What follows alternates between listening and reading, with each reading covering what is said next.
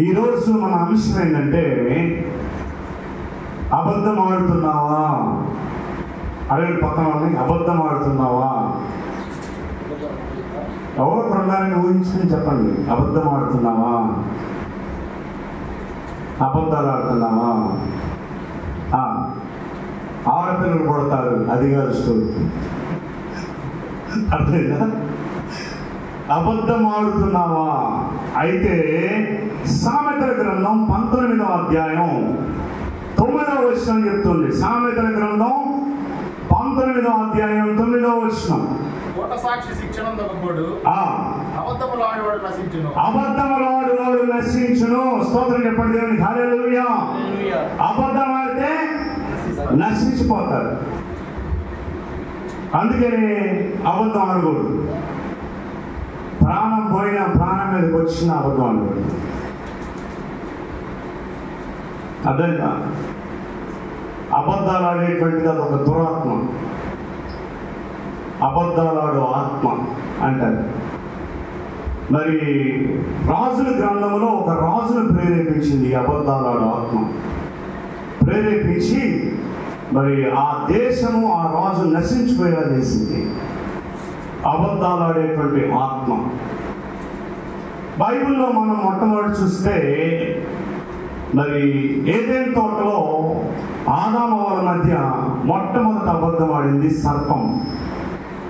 సర్పం అంటే, ఈ సర్పము అబద్ధం ఆడిందంటే సర్పానికి 2 నాలుకలు ఉంటాయి. ఒకటి మంచిగా మాట్లాడే నాలుక, రెండోది అబద్ధం ఆడేటువంటి నాలుక. అలాగే మనము మంచి మాటలు చెప్తాం, కొన్నిసార్లు అబద్ధాలు ఆడుతుంటాం. కానీ అలా ఉండకూడదు. మన ఒక్క నాలుకే మనకుంది. సాతానులాగా లేదా సర్పంలాగా, అపవాదిలాగా 2 రకాల మాటలు మనలో ఉండకూడదు. దీన్నే 2 నాలుకల విధానం అంటారు. ఇది మన జీవితాల్లో ఎప్పటికీ కూడా ఉండకూడదు. ఉంటే ఏమవుతుంది? అబద్ధం ఆడితే నశించిపోతాం అని వాక్యం చెప్తూ ఉంది. చూడండి, ఇంకా కొంతమంది అబద్ధాలు ఆడేది ఎందుకోసం అంటే, ధనాన్ని సంపాదించడం కోసం అబద్ధం ఆడతారు, డబ్బు కోసం. ఏమండి, ఇళ్ళ దగ్గరకు వచ్చే వాళ్ళని మీరు బేరాలు ఆడతారు కదా, బేరాలు ఆడుతూ ఉంటారు. అమ్మా ఎంత ఇదనగానే 50 రూపాయలు అనేది. ఇంతేనా చెప్పు అంటే, నాకు పడిందే అంత. 50 రూపాయలకి అమ్ముకొని 50 రూపాయలు కమిద్దా, ఆదాయం లేకుండా. ఒంగోలు నుంచి మదర్ తెరెసా కాలనీ వచ్చి ఆటో ఛార్జీలు అన్నీ పెట్టుకుని ఎర్రటెండలో నీ దగ్గరకు వచ్చి 50 రూపాయలకి ఒంగోలులో ఆ వస్తువు కొని మళ్ళీ 50 రూపాయలకి నీకు అమ్మిద్దా అంటే అదేంటి? అబద్ధం. అదేంటి? ఇది నా జీవనాధారం. అబద్ధం ఆడకపోతే జీవనం ఉండదు. అందువల్ల అబద్ధం ఆడచ్చు. బైబిల్ అలా చెప్పట్లా. అవసరాల నిమిత్తం అబద్ధం ఆడు, లేదా జీవన సంబంధమైంది ఉద్యోగము, వ్యాపారము, దానికి అబద్ధం ఆడచ్చు, ఇలా చెప్పట్లా. బైబిల్ ఎప్పుడు స్పష్టంగా ఉంది. అబద్ధాలు ఆడేవాళ్ళు మండు గుండంలో నరకాగ్నిలోనికి వెళ్ళిపోతారు. కనుక అబద్ధం మనం ఎన్నటికీ మన జీవితంలో ఆడకూడదు. ఇక్కడ వాక్యం తెలియజేస్తుంది, మరి డబ్బు కోసం లేదా ఆదాయం కోసం మరి అబద్ధం ఆడేవాళ్ళు ఉంటారు. ఎందుకోసం అంటే ధనవంతులు అవ్వాలని, డబ్బు కోసమే. కానీ వాక్యం ఏం చెప్తుందంటే, ఇదే సామెతల గ్రంథం 19వ అధ్యాయము 22వ వచనంలో ఏముందో చదవండి. అబద్ధికుల కంటే దరిద్రుడే మేలు. అబద్ధికుల కంటే దరిద్రులే మేలంట. స్తోత్రం చెప్పండి. హల్లెలూయా. అంటే దరిద్రంగా ఉండి దేవునికి మహిమార్థంగా మనం జీవిస్తే చాలు, కానీ మరి అబద్ధం ఆడి మనం ధనవంతులు అవ్వాలని దేవుడు ఎప్పటికీ కూడా కోరుకోడు. అయ్యా నువ్వు ఉద్యోగం చేస్తున్నావు, అందుకని అబద్ధం ఆడి 4 రూపాయలు డబ్బులు సంపాదించుతాను దేవుడు ఎప్పుడు చెప్పట్లా. నువ్వు అలా ఆడేదానికంటే కూడా దరిద్రుడిగా ఉండటమే మేలు అంటున్నాడు. అబద్ధికుని కంటే దరిద్రుడే మేలు. అది 2 విషయాలు తెలుసుకున్నాం. మొట్టమొదటిది అబద్ధాలు ఆడేవాడు నశిస్తాడు, నశించిపోతాడు. రెండవది, అబద్ధికుని కంటే దరిద్రుడే మేలు. మూడవది, అబద్ధమాడువాడు శిక్ష నుండి తప్పించుకోడు. సామెతల గ్రంథము 19వ అధ్యాయం 5వ వచనం. 19వ అధ్యాయం 5వ వచనం.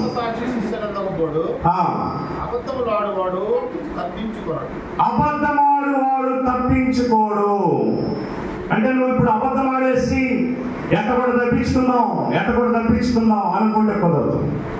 వాడు ఎన్నటికీ తప్పించుకోడంట. అబద్ధమాడు వాడు ఎన్నటికీ తప్పించుకోడు.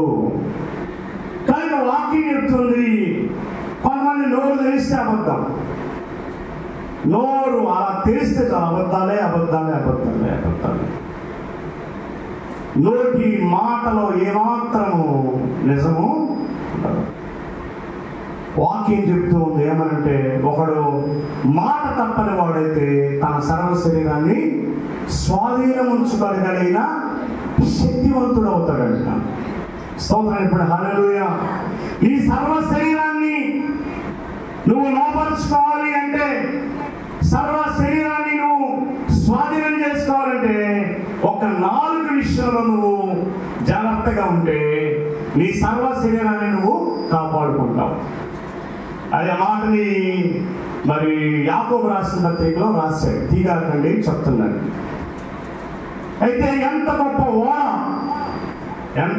ఓడ ఒక చిన్న చుక్కానికి లోబడింది. ఎంతో పెద్ద ఓడ అయితే చుక్కాని చిన్నదే, ఆ చిన్నదాంతో ఓడ మొత్తాన్ని తిప్పచ్చు. అలాగే ఇక్కడ ఏమంటున్నాడంటే, ఒక నాలుక, చిన్న నాలుక మన శరీరం అంతటిని ఏం చేస్తుందంటే కంట్రోల్లో తీసుకుని వస్తుంది. కనుక దేవుని యొక్క వాక్యం తెలియజేస్తూ ఉంది, మనం ఎప్పుడు కూడా అబద్ధము ఆడకూడదు. అబద్ధం ఆడామంటే మన శరీరాన్ని మనం కంట్రోల్లో ఉంచుకోలేదు. ఎందుకని మన శరీరాన్ని, మన నాలుగుని మనం కంట్రోల్ చేసుకోలేకపోతే ఇక సర్వ శరీరాన్ని మనం ఏం కంట్రోల్ చేసుకోగలము? కనుక దేవుడు అంటున్నాడు, కనబడిందా? రెఫరెన్స్ చెప్పు. యాకోబు రాసిన పత్రిక 3వ అధ్యాయం 4వ వచనం. ఓడలను కూడా చూడుడి, అవి ఎంత గొప్పవై కొట్టుకొని పోబడిన ఓడ నడుపు వారి ఉద్దేశము చొప్పున మిక్కిలి చిన్నదగు చుక్కాని చేత. చూడండి, అది ఎంత పెద్ద అలల చేత కొట్టుకొని పోతున్నా ఈ మిక్కిలి చిన్నదైన ఈ చుక్కాని చేత అది కంట్రోల్లోకి వచ్చింది. అలాగే నాలుగు కూడా చిన్న అవయవమైన, అది బహుగా అదిరిపడును. ఎంత కొంచెం నిప్పు ఎంత విస్తారమైన అడవిని తగలబెట్టును. అంటే నాలుగు అగ్నియే. చిన్న అగ్ని ఒక అడవి మొత్తాన్ని ఏ విధంగా తగలబెట్టిందో నీ అబద్ధాల జీవితం నీ జీవితాన్ని అంత నాశనం చేస్తుంది. అర్థమైందా? అది అగ్ని లాంటిది. నీ జీవితాన్ని, నీ కుటుంబాన్ని సర్వనాశనం చేసింది. నాలుక అగ్నియే. చదువు. నాలుక అగ్నియే. నాలుక మన అవయవంలో ఉంచబడిన పాప ప్రపంచమై. చూడండి, నాలుక మన శరీరంలో ఉంచబడిన పాప ప్రపంచం అంట. శరీరమునకు అది నరుని యొక్క శరీరానికి చిచ్చు పెట్టును, మాలిన్యము కలుగు చేసిందంట.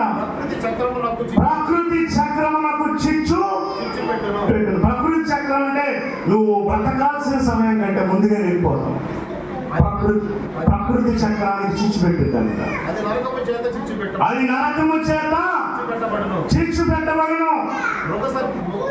చాలు ఇక్కడ అంటున్నాడు, కనుక నాలుక అగ్ని, అది నీ సర్వ శరీరాన్ని దహించక మునిపే నీ నోటి నుండి మంచి మాటలు రావాలి.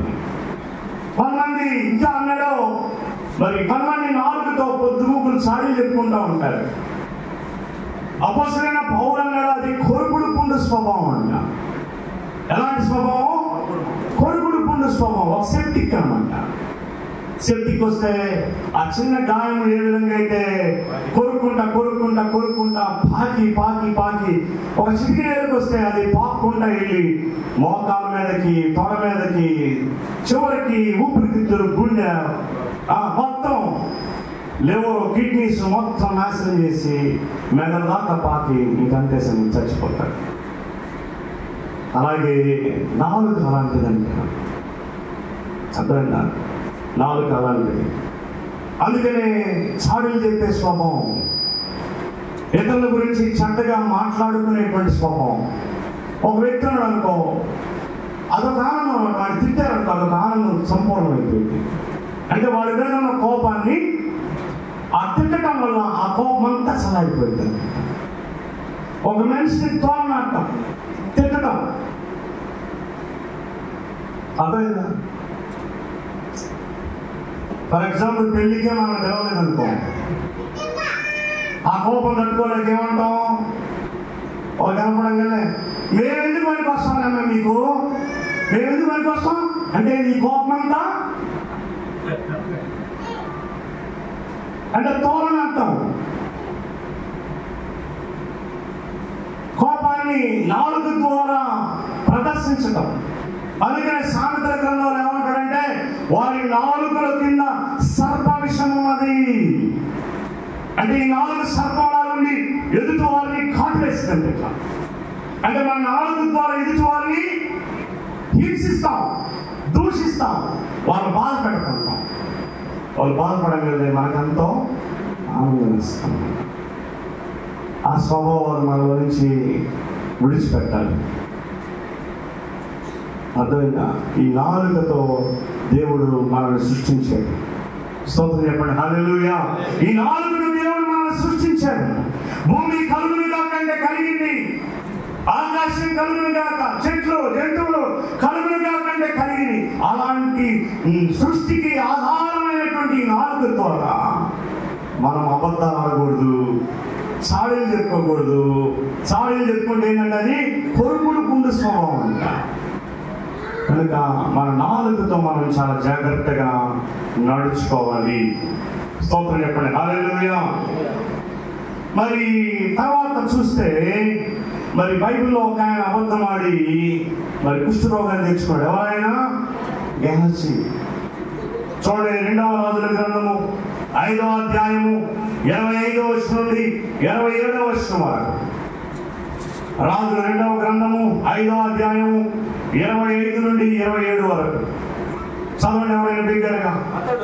అతడు లోపలికి పోయి తన యజమానుని ముందర నిలబడగా ఎలీషా వాడిని చూచి, యజమానుని ముందు నిలబడగా, ఎవరి ముందంట? ఎవరైనా ఎవరి ముందు నిలబడ్డాడు?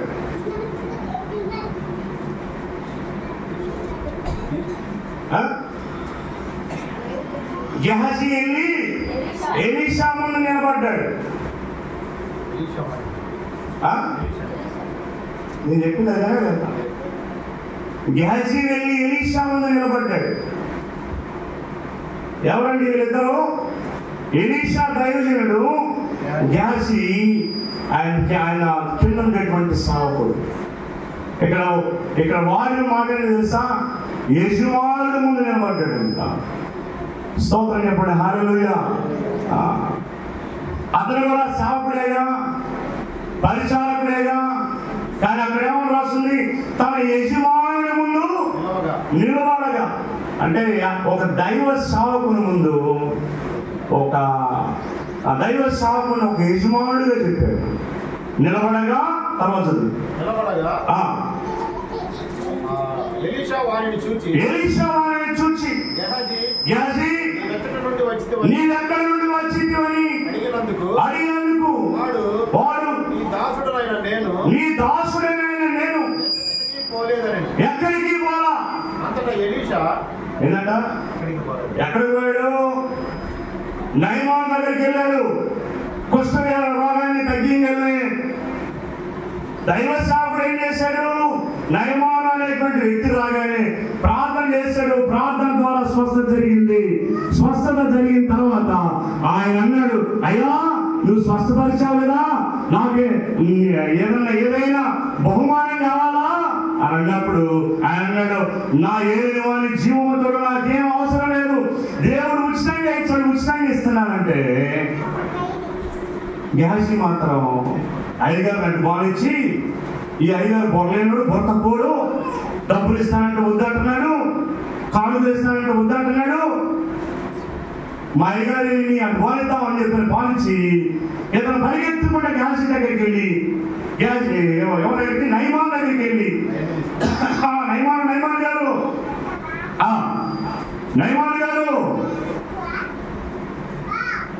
నైమాన్ ఎంత గొప్పడు అంటే ఆయన ఇల్లేవాడల్లా రథం ఆపి అయ్యా ఏంటని ఎదుర్కొనబోయాడు. ఎదుర్కొని వచ్చి ఏం కావాలి నీకు అంటే, ఏం కావాలి ఎందుకు పరిగెత్తుకుంటామంటే మా అయ్యగారు చదువు. అంతటా ఎలీషా వానితో ఆ మనుషుడు తన రథము దిగి ఎదుర్కొన్నటకు తిరిగి వచ్చినప్పుడు నా మనసు నీతో కూడా రాలేదా? ద్రవ్యమును వస్త్రములను ఒలీవ చెట్లు నేను చెప్పే సందర్భాన్ని తీసుకుని అది చదవాలి, నువ్వు వేరే చదివి పెట్టాలి. నేను చెప్పే సందర్భం ఏంటి, అక్కడ నయమాను పరిగెత్తుకుంటా వెళ్తాడు. ఎవరి దగ్గరికి?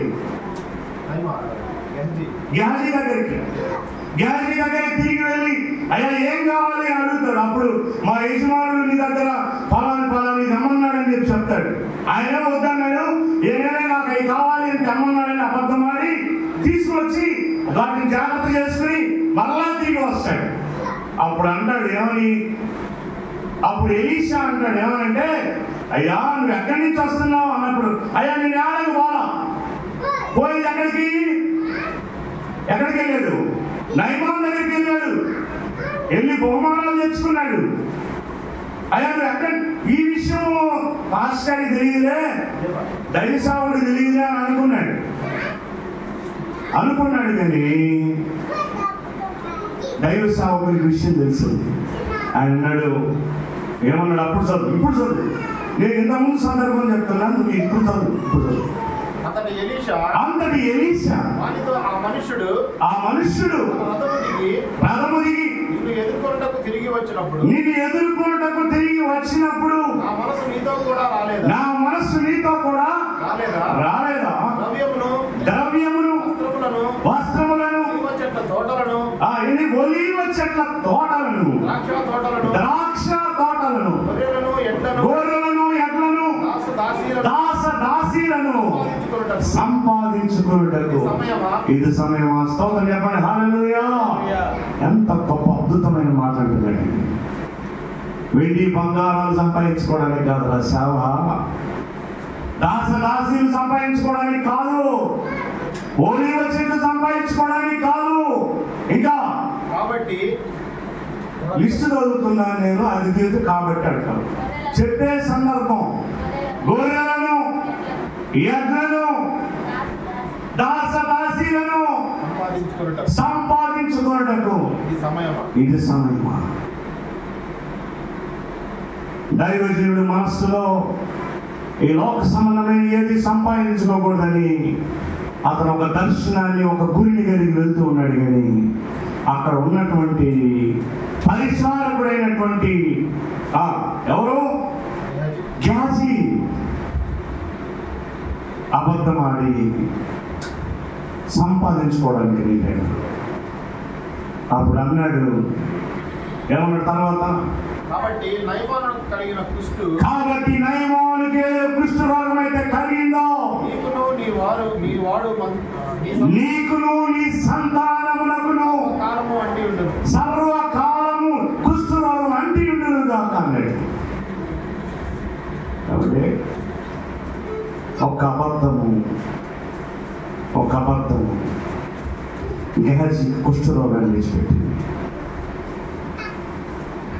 ఇంకొకటి చూద్దాం, చూడండి. ఇప్పుడు 4వది అబద్ధం ఆడి కుష్ఠరోగాన్ని తెచ్చుకున్న గెహజీ. నోట్ చేసుకున్నారా? 4వది. 5వది మరణం పాలైన అననీయ సఫీరా.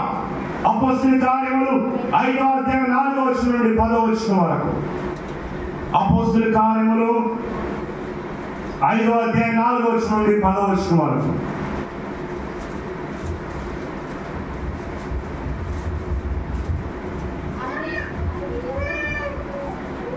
అపోస్తలుల కార్యములు 5వ అధ్యాయం 4వ వచనం నుండి 10వ వచనం వరకు. బిగ్గరగా చదవాలి. అది నీ వద్ద ఉన్నప్పుడు నీదే కదా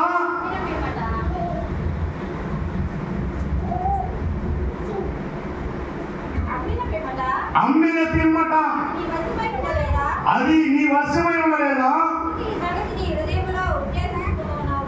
ఎందుకు ఈ సంగతిని నీవు ఉద్దేశించుకుంటున్నావు? నీవు మనుషులతో కాదు దేవునితో అబద్ధమాడుతువని వారితో చెప్పిన. స్తోత్రం చెప్పండి. హల్లెలూయా. ఎవరితో అబద్ధం ఆడింది? ఎవరితో ఆడింది? పేతురుతో. అర్థమైనా? పేతురు అంటున్నాడు, నువ్వు నాతో కాదు ఆడింది, దేవునితో ఆడావు నువ్వు.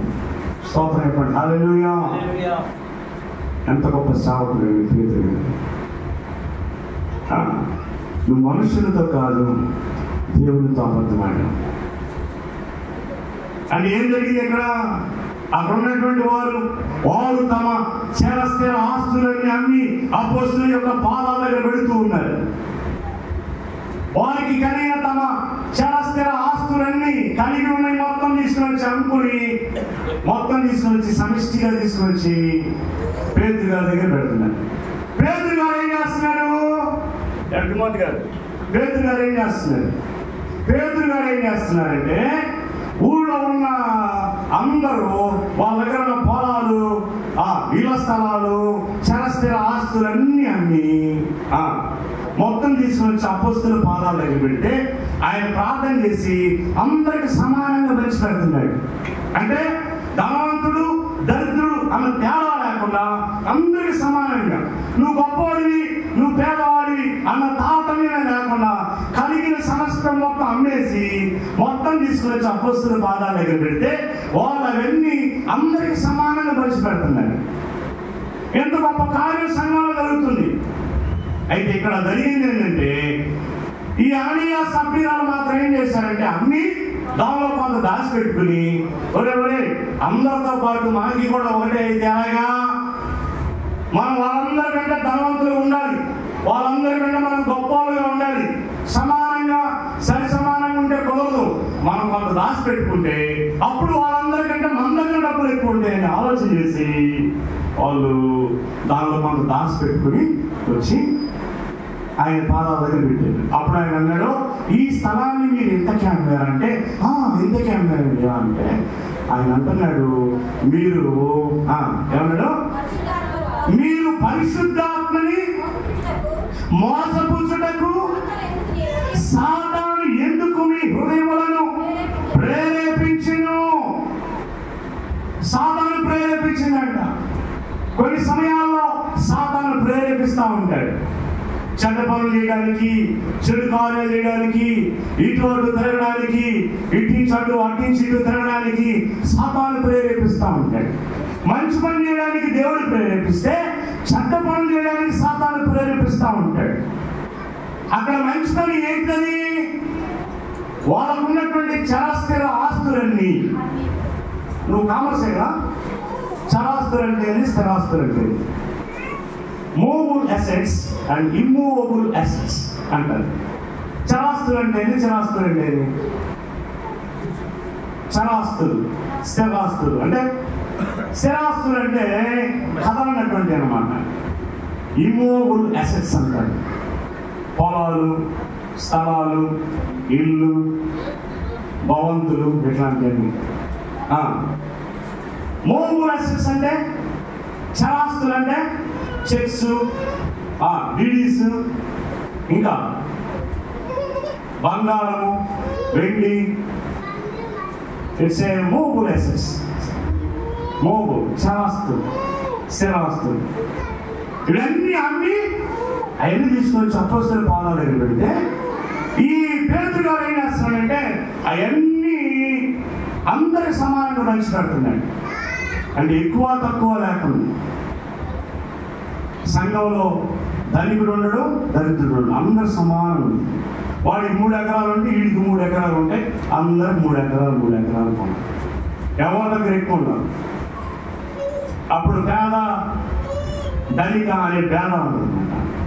ఇది దేవుడు పేతురుని ప్రేరేపించి మంచి కార్యం జరిగిస్తామనంటే, పరిశుద్ధాత్మ దేవుడు కార్యం జరిగిస్తానంటే, సాతాను గాడు అననీయ సఫీరా అనే వాళ్ళని ప్రేరేపించి ఆస్తిని అమ్మిన తర్వాత దానిలో వాళ్ళు దాచిపెట్టుకుని పేతురు గారి దగ్గరికి వచ్చి ఆయన పాదాల దగ్గర పెడితే ఆయన అంటున్నాడు, వాళ్ళు ఏమనుకున్నారు, పేతురు గారికి ఏం తెలుసు, పాస్ గారికి ఏం తెలుసు, మనం కూడా అనుకున్నాడు పాస్ గారికి ఏం తెలుసు, మనం చెప్తే తెలిసింది ఆయనకేం తెలియదు. ఆయన మనం చెప్తే తెలిసేది నాకు ఎందుకు తెలుస్తుంది, ఎవరు చెప్తారు, ఎవరు, కానీ దేవుడు చెప్తాడు. స్తోత్రం చెప్పండి, హల్లెలూయా. పేతురు గారు అలా ఉండగా ఆయన అన్నాడు, మీరు ఇంతకే అమ్మిదిరా అని అన్నాడు. అవునయ్యా ఇంతకే అమ్మిది. తర్వాత మార్చాలండి, మీరు అమ్మిన వేళలో కొంత దాచుకుని, అప్పుడు పేతురు అననీయ కొంత దాచుకొని, నీ భూమి వేళలో కొంత దాచుకుని పరిశుద్ధాత్మని మోసపుచ్చుటకు సాతాను ఎందుకు నీ హృదయంలో ప్రేరేపించెను, అది నీ వద్ద ఉన్నప్పుడు నీదే కదా, అమ్మిన పిమ్మట అది నీ వశమై ఉండలేదా, ఎందుకు నీ హృదయంలో ఈ సంగతి ఉద్దేశించుకొనుచున్నావు, నీవు మనుషులతో కాదు దేవునితోనే అబద్ధం ఆడితోని వారితో చెప్పాను. అననీయ ఈ మాటలు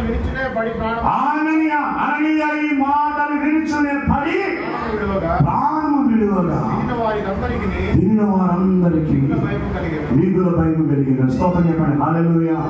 ఆ తర్వాత అప్పుడు పరుచువారు లేచి వారిని బట్టతో చుట్టి మోసుకుని పోయి బాధ పెట్టిన తర్వాత, ఇది అయిన తర్వాత ఇంచుమించు 3 గంటల పిమ్మటికి వారి భార్య జరిగినది ఎరుగక లోపలికి వచ్చింది. అప్పుడు పేతురు మీరు ఆ భూమిని ఎంతకే అమ్మిదిరా, నాతో చెప్పమని ఆయన అడిగారు. అందుకనే అవును ఎంతకే అని చెప్పి ఆమె తెలియదు, పాపం చచ్చిపోయాడు. అందుకు పేతురు ప్రభు యొక్క ఆత్మని శోధించుటకు మీరెందుకు ఏకీభవించిరి, నీ పెనిమిటిని పాతిపెట్టిన వారి పాదములు వాకిటినే ఉన్నవి, వారు నిన్ను మోసుకొని పోవదని ఆమెతో చెప్పాను. వెంటనే ఆమె అక్కడే పడి ప్రాణమును, చూడండి, ఒక చిన్న అబద్ధం ఏం చేసింది, వారి ప్రాణాలను తీసేసింది. చాలా మంది అనుకుంటారు కొత్త నిబంధన ఇబ్బంది లేదు, మన ఇష్టం, దేవుడు ఏమి చేయడు, దేవుడు శిక్షించడు, దేవుడు క్షమిస్తాడు, మనం ఏం చేసినా దేవుడు క్షమిస్తాడు, మనం ఏం చేసినా దేవుడు మౌనంగా ఉంటాడు, మనకేం కాదు, దేవుడు మనకు తోడుగా ఉంటాడు అని అనుకుంటారు. కొత్త నిబంధనలోనే అననీయ సఫీరా చనిపోయాడు, అబద్ధమైన. ఇందాక మనం చూసాం గెహజీ ఏమైపోయాడు, చనిపోయాడు. 5 పాయింట్లు అయిపోయింది. ఎన్ని 5 పాయింట్లు అయిపోయింది. 5 పాయింట్లు అయిపోయిన తర్వాత కూడా వస్తాను. మరి ఇక్కడ నేను ముగించాలో లేదో నాకు అర్థం కావట్లేదు. ముగించే సమయం 11:30 కల్లా క్లోజ్ చేయాలి ప్రేమ్. 10:30 కల్లా 8:30 నుంచి 10:30 గుర్తుపెట్టుకోండి టైం. 8:30 అంటే టిఫిన్ కూడా చేయకుండా పరిగెత్తాలి. యాక్చువల్ ఒకవేళ టిఫిన్ చేస్తే 9 గంటలు వచ్చేయాలి. అదేనా, మనం లేట్కి వెళ్ళామనుకో, మనం ప్రార్థన చేసినప్పుడు ఆయన కూడా లేట్ చేస్తాం. అయ్యా మరి ప్రమాదం ఉందయ్యా కాపాడయ్యా అన్నాను అనుకో, ఆయన కూడా నిదానంగా వస్తుంది. ఈలోపు అవ్వాల్సినంత అవుతుంది. చాలా సీరియస్గా ఉన్నాను చర్చిలో. టైంని ఫాలో అవ్వాలి. టైం అయిపోయింది. యాక్చువల్లీ ఎంత టైము? 10:30 closing time. దేవుడి సన్నిధి అంటే భయం భక్తి లేకపోతే చాలా ప్రమాదం. నీకే ప్రమాదం, నాకేం కాదు. రైట్. 6 ఒకరితో ఒకడు అబద్ధం ఆడకుడి. Colossi 3:10. Colossi 3:10 త్వరగా Colossi 3:10.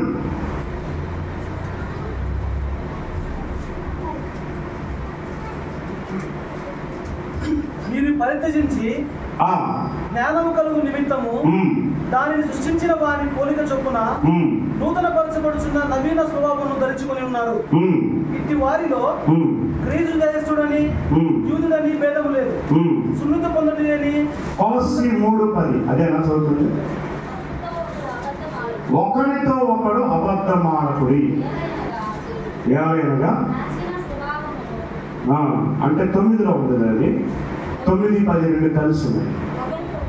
ఒకరితో ఒకడు అబద్ధమాడకుడి. ఎందుకు అనకూడదంట? ఏమైనా ప్రాచీన స్వభావమును దాని క్రియలతో కూడా మీరు పరిత్యజించి, అది ప్రాచీన స్వభావం అంటది. ఒకప్పుడు ఆడే అబద్ధాలు, ఒకప్పుడు ఎలా పడితే అలా బ్రతికాం, ఇక మీద అలా బ్రతకూడదు, ఎలా పడితే అలా జీవించకూడదు. ప్రాచీన స్వభావాన్ని ఏం చేయాలంట? సిలువ వేయాలంట. అపొస్తలుడైన పౌలు అంటాడు, ప్రాచీన స్వభావాన్ని సిలువ వేయండి, అంతకుముందు ఉన్నట్టు ఉండగాకండి. ఒకరితో ఒకడు అబద్ధము ఆడకూడదు. ఎందుకు ఆడకూడదు? అబద్ధం ఆడువాడు నశిస్తాడు. మొట్టమొదటి పాయింట్ ఏంటి? అబద్ధమాడువాడు నశించును. అబద్ధమాడువాడు శిక్షని తప్పించుకోడు. అబద్ధమాడువాడు శిక్ష నుండి తప్పించుకోడు. కనుక అబద్ధం ఆడితే నరకానికి వెళ్ళిపోవడం ఖచ్చితం. నేను ఉద్యోగంలో అబద్ధాలు ఆడాలయ్యా, ఎక్కడ అబద్ధం ఆడాలి, అక్కడ అబద్ధం ఆడాలి అట్లా అనుకోకూడదు. ఖచ్చితంగా మనం దాన్ని ఫాలో అవ్వాలి. ఎందుకంటే అబద్ధమాడి కుష్ఠరోగాలు తెచ్చుకున్నాడు గెహజీ. అబద్ధమాడి అననీయ సభ్యురాలు తమ ప్రాణాన్ని పోగొట్టుకున్నారు. అందుకని ఒకరితో ఒకడు అబద్ధము ఆడకూడదు. అధిపతికి అబద్ధము తగదు. సామెతల గ్రంథం 17వ అధ్యాయం వచ్చు. సామెతల గ్రంథము 17వ అధ్యాయం 7వ వచ్చు. అహంకారంగా మాట్లాడుట బుద్ధి లేని వాడికి తగదు. అబద్ధమాడుట అధిపతికి బొత్తిగా తగదు. అధిపతికి అబద్ధమాడకుండా కుదిరిద్దాం. ఎందుకు? వాడు వచ్చి 4 మాటలు చెప్తాడు, వీడు వచ్చి 4 మాటలు చెప్తాడు. వాడికి చెప్తారు, వీడికి చెప్తారు. కానీ వాక్యం ఏం చెప్తానంటే అధిపతికి అబద్ధం మాట తగదు, అలా ఉండకూడదు అని చెప్తుంది. అర్థమైందా? రైట్. ఇంకో మాట చూద్దాం. 8వ మాట, అబద్ధమాడి ధనము సంపాదించవద్దు. సామెతల గ్రంథము 21వ అధ్యాయం 6వ వచనం. 21:6 అబద్ధములాడి ధనము సంపాదించుకునుట ఏంటంట? అర్థం కాదు. అంటే ఊపిరి పోయిందని అర్థమైందా? ఇందాక చెప్పాను ఎగ్జాంపుల్ ఏంటది? అమ్మ ఇది 50 రూపాయలేనమ్మా, 50 రూపాయలు కొని మాకు పడిందే 50 రూపాయలు. మరి నీకు పడిందే 50 రూపాయలు అయితే 50 రూపాయలు నువ్వు ఎంత అమ్ముతున్నావు?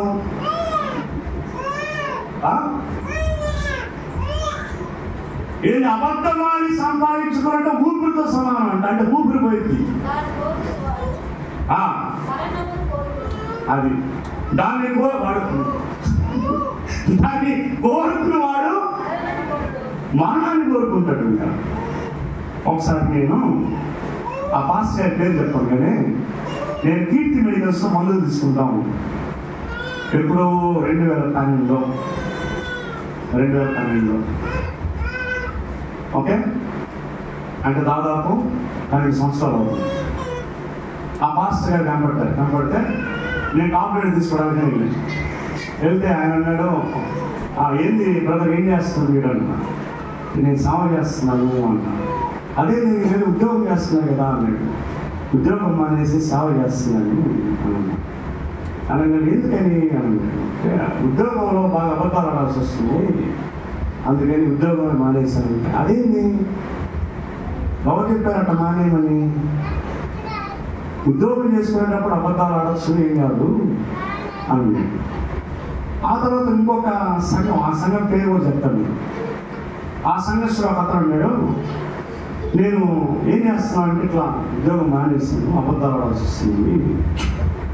ప్రభు నన్ను పిలిచాడు, సేవ చేయడానికి రమ్మన్నాడు, ఏం చెప్పకుండా సింపుల్ చెప్తాను అనమాట. ఉద్యోగం నచ్చలేదు, అందుకని మానేశాను, సేవ చేస్తున్నాను అన్నట్టు. ఆయన అన్నాడు, మా పాస్టర్ గారు కూడా చెప్పారు, మాది పెద్ద సంఘం, ఆత్మ కలిగిన సంఘం, పెద్ద సంఘం. మా పాస్టర్ గారు చెప్పాడు, ఏమని అబద్ధాలు ఆడతా వ్యాపారం చేసుకోవచ్చు. ఏదో ఊపిరి పోయితే కీని రాస్తే అసలు వాడి ఊపిరి ఉందా అనేది నాకు అర్థంగా ఉంది. మరలా చదవండి ఒకసారి. అబద్ధములాడి ధనము సంపాదించుకొనుట ఊపిరితో సాటి దానిని కోరువాడు మరణమును కోరుకొనును. కనుక అబద్ధం ఆడితే ఖచ్చితంగా నరకానికి వెళ్ళిపోతాడు, ఊపిరి పోయిద్దండి. చెప్పిందే మరలా చెప్పను, దీనికి ముందు చాలా అద్భుతమైన విషయాలు చెప్పాను. మరి 9వదిగా చూద్దాం. చూడండి, ప్రకటన గ్రంథము 21వ అధ్యాయం 8వ వచనం, 21:8. అక్కడ లిస్ట్ లో ఉంటారు చూడండి. పిరికి వారును ఎవరిని పిరికి వారంటే ఎవరు? పిరికి వారంటే ఎవరు? భయపడేవాళ్ళంటే ఎవరు? భయపడేవాళ్ళు అంటే నరకానికి వెళ్ళే మొట్టమొదటి గుంపు ఎవరంటే పిరికోడు. పిరికి వారు నరకానికి వెళ్ళిపోతారు, భయపడేవాళ్ళు. అందుకని క్రైస్తవులు ఎప్పుడూ కూడా భయపడకూడదు. ఎందుకని? మనం ఎవరున్నారు? దేవుడు ఉన్నాడు, అందుకని భయపడకూడదు. ధైర్యంగా ఉండాలి. పిరికి వారును అవిశ్వాసులు అంటే దేవుని మీద విశ్వాసం లేకుండా మనుషుల మీద ఆధారపడేవాళ్ళు. అవిశ్వాసులు, అసహ్యులు అంటే అసహ్యమైన కార్యాలు చేసేవాళ్ళు, నరహంతకులు, వ్యభిచారులను, మాంత్రికులను, విగ్రహారాధికులను, అబద్ధికులు అందరూ అగ్ని గంధకముతో మన్ను గుండములో పాలు పొందుదురు. ఇది 2వ మరణము. ఈ లిస్టులో మీరు ఉన్నారా లేదా? ఈ లిస్టులో మీరు లేవన్న స్తోత్రం చెప్పండి.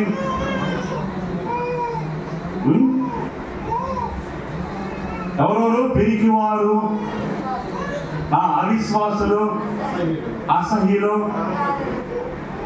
అంతవరకు మనం లిస్ట్ లేనట్టుంది కదా, లేదు కదా? నరహంతకుల దగ్గర చూడండి, కొంచెం డీటెయిల్గా చూద్దాం. నరహంతకులు అంటే కత్తి తీసుకుని కూడా చంపే వాళ్ళే కాదు, అదేనా? తన సహోదరుని ద్వేషించేవాడు నరహంతకుడు అని రాస్తుంది బైబిల్లో. అదేనా? నాకు అసిస్టెంట్ ఒళ్ళు మంట అన్నావు అనుకో, నువ్వు ఖచ్చితంగా నరకండి, నువ్వు నరహంతకుడు.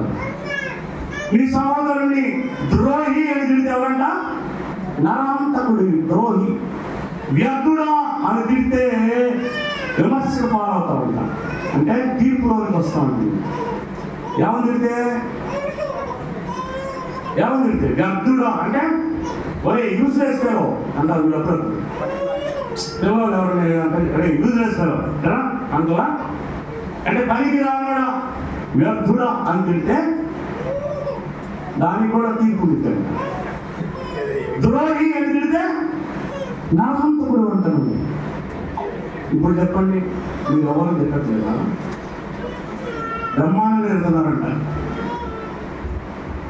మరి నరహంతకుడు ఎవరు? తర్వాత ఏదన్నా వ్యభిచారులు. వ్యభిచారులు అంటే మనం వెళ్ళి వ్యభిచారం ఇట్లేదు అయ్యా, నేను ఎవరితో పాపని ఒక స్త్రీని మోహపు చూపుతో చూసిన వెంటనే వారు తమ హృదయంలో వ్యభిచరించుచున్నారని వాక్యం చెప్తారు. అంటే ఏం లేదు, మీరు వెళ్తా ఉంటే ఎవరన్నా అందరినీ కూడా అబ్బా ఎంత బాగున్నాడు ఈ అబ్బాయి అని అనుకున్నాను, వ్యభిచారం చేశాను. లేదు వెళ్తామంటే ఒక చక్కగా నిలబడితే ఏంది ఎంత అందంగా ఉంది అని అనుకుంటాం. విచారం చేసినట్టు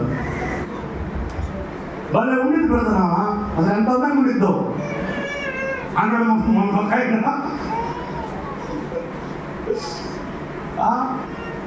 చూపించేసినట్లు. అంటే ఆ లెక్కన ఎంతమంది వ్యభిచారులు ఉంటారు. తర్వాత మాంత్రికులు అంటే చెప్పాలి త్వరగా. మాంత్రికులు అంటే ఎవరు? మనం కాదుగా. సాహిత్యం అంటే ఎవరు అంటారు? మాంత్రికులు అంటే మనం కాదుగా. నువ్వు నటించుకోవటానికి వేరులే. మాంత్రికులు అంటే మనం కాదు అని అనుకుంటున్నాం కదా. మాంత్రికులు ఏం చేస్తారు? ఒక బొమ్మ తయారు చేసి ఇక్కడుండి వాడి ఏం చేస్తాడు? చెయ్యి ఇరిగిపోవుడు కాకుండా అది ఇరిగిపోయింది, కాలు ఇరిగిపోవుడు కాకుండా అది ఇరిగిపోయింది. నువ్వు కూడా ఏం చేస్తున్నావు? ఆ బొమ్మ లాంటి మనిషి ఏం చేస్తావు? చేతులు ఇరిగిపోను, కాలు ఇరిగిపోను, నాశనం అయిపోతాడా?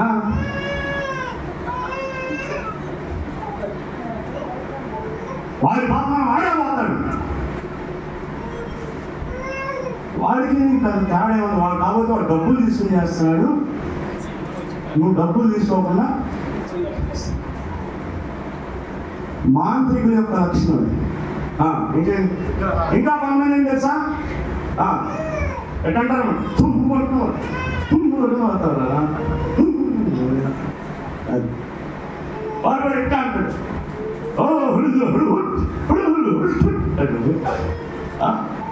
కుంకుమ పసుపు తీసుకుని ఆ బొమ్మ మీద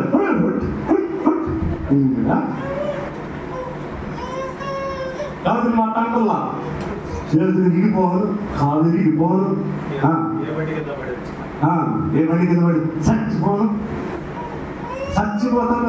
నాశనం అయిపోతారా, ఓడిపోతారా. మాంత్రికులు వీళ్ళే. మనం అనుకున్నాం మనం అసలు మాంత్రికులు కాదు, మనం ఏం తాయెత్తు కట్టట్లేదు, మనం కూడా ఏం కట్టించుకోవట్లేదు అని అనుకుంటున్నాం. తర్వాత ఇంకోళ్ళు విగ్రహారాధితులు. మనం విగ్రహారాధితులమా? ఎట్లా విగ్రహారాధితులమా కాదా? మనమేం బొమ్మలు పూజించట్లేదు. వాక్యం చెప్తుంది, దేవుని కంటే ఎక్కువగా నువ్వు దేన్ని ప్రేమించినా అది నీకు విగ్రహారాధన. అదేనా? దేవుని కంటే ఎక్కువగా నువ్వు దేవుని ప్రేమించు, దేవుని కంటే ఎక్కువగా నీ పిల్లలను ప్రేమించినా నీ పిల్లలే నీకు విగ్రహం. దేవుని కంటే నీ భర్తని ఎక్కువ ప్రేమించినా నీ భర్త నీకు విగ్రహం.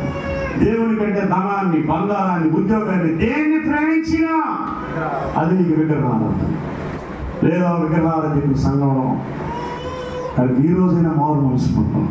దేవుని దగ్గర అడుగు, ప్రభా నన్ను క్షమించి ప్రభా, నాలో ఉన్న ఈ దుష్టత్వాన్ని తొలగించు, నాలో ఉన్న ఈ విగ్రహారాధన, నాలో ఉన్న ఈ వ్యభిచారాన్ని తొలగించు, నాలో ఉన్న ఈ మాంత్రికుడి లక్షణం, నరహంతకుడి లక్షణం, వీటిని నాలో నుంచి తొలగించి ప్రభావాన్ని ప్రార్థన చేయి. కన్నీరుగా చేర్చి ప్రార్థన చేయి, దేవుడు నీకు విడుదలిస్తాడు.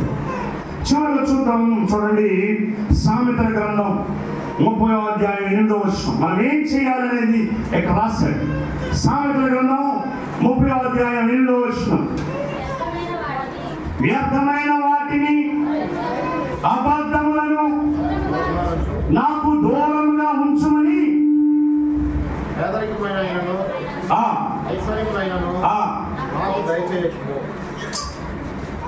ఇక్కడ ఏమంటున్నాడు? వ్యర్థమైనవి, అబద్ధములు నాకు దూరంగా ఉంచమని భక్తులు ప్రార్థన చేస్తున్నాడు. అలాగే ఈ మధ్యాహ్న కాల సమయంలో నీవు నేను మనందరినీ అలా ప్రార్థన చేద్దాం. కనుక గమనించండి. మొట్టమొదటి ఏంటి చెప్పండి? అబద్ధమాడువాడు నశించిపోను. మొట్టది. రెండవది, అబద్ధకుని కంటే దరిద్రుడే మేలు. అబద్ధం ఆడి నువ్వు డబ్బులు సంపాదించడం కంటే దరిద్రంలో బ్రతకడం శ్రేష్టం. అదే మేలు అంటున్నాడు దేవుడు. మూడవది, అబద్ధమాడువాడు శిక్ష నుండి తప్పించుకోడు.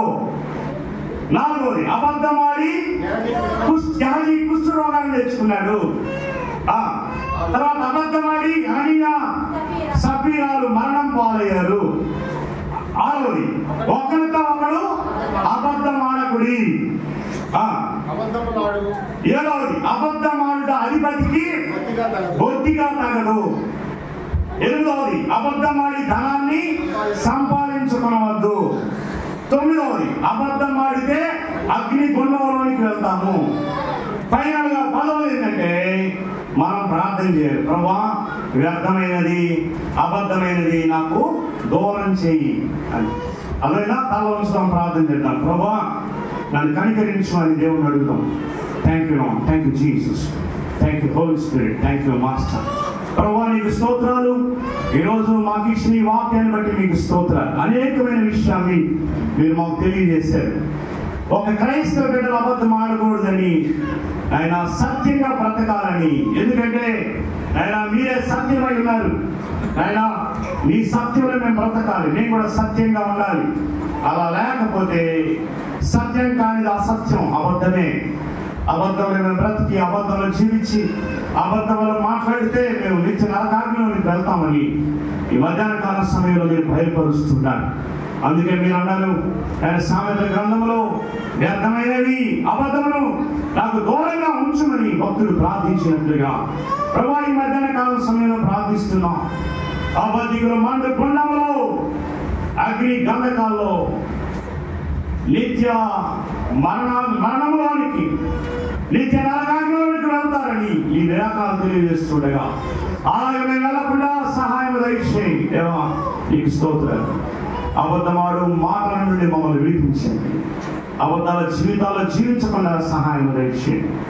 నరులారా ఎంతకాలం ఈ అర్థమైన దాన్ని ప్రేమిస్తారు, నరులారా ఎంతకాలం అబద్ధమైన వాటిని ప్రేమిస్తారని ఈ లేఖనాలు చెప్తున్నాయి. ఈ లోకము నేను చూస్తున్నదంతా వ్యర్థమైంది, అబద్ధమైందంతా. వీటన్నిటి నుంచి మమ్మల్ని విడిపించి నీ నిత్య రాజ్యానికి, నిత్య జీవంలోనికి మమ్మల్ని నడిపించమని విత్తబడిన వాక్యం అందరి జీవితాలను నూరంతగా పరిపూర్ణం తీసుకురండి. పరిశుద్ధాత్మదేవా, ఈ వాక్యానికి ముద్ర వేసి బలపరిచి దీవించడం, వాక్యానుసారంగా జీవించడానికి సహాయం చేయండి. ఈ వాక్యాన్ని మీరు మాకు బయలుపరిచినందుకు నీకు స్తోత్రాలు, స్తుతి చెల్లిస్తూ ముందున్న సమయం మా అందరికి ఆశీర్వాదకరంగా మార్చమని యేసు నామములో అడుగుచున్నాము తండ్రి. అందరికీ ఆమేన్, హల్లెలూయా. అలాగే ప్రార్థనలో ఉన్నాం. దేవుని యొక్క శరీరము ఆయన రక్తంలో మనం చేయగలుగుతాం. Thank you, thank you, thank you, thank you.